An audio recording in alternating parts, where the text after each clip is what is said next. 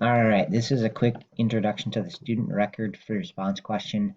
There's three parts A, B, C, and you can read over the question here. So I'd click on the PDF, download it, start here, kind of reading through it. The first parts don't matter, but then start reading this.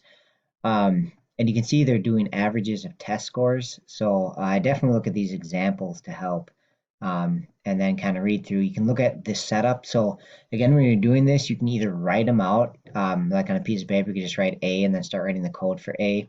You just have to fill in this method in A, and then B would be the same thing. You have a method heading already, and you just have to fill it in, and then same thing for C.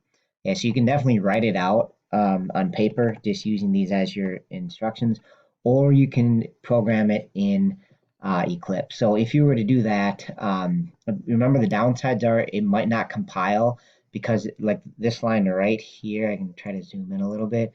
It says constructors and other data fields are not shown. So like it might not compile, right? Because you don't have all the code. But anyways, if you're doing an Eclipse, your setup would be to make a new class called student record and then make a private int array called scores, right? That's outside of any of the methods, and then make the three method headings.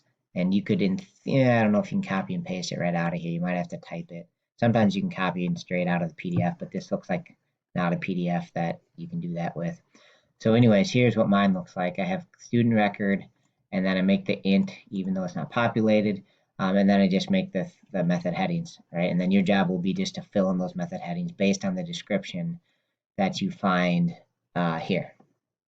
All right, so either one of those options will work, and then when you're done, if you can just turn in your work, if you wrote on paper, you take a picture, turn it in to your Google Drive folder, or turn it in here. And if you did the code, you could either upload it here or put it in Google Drive.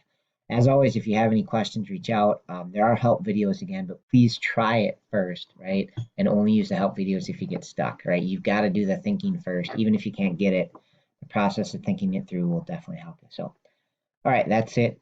Let me know if anything comes up.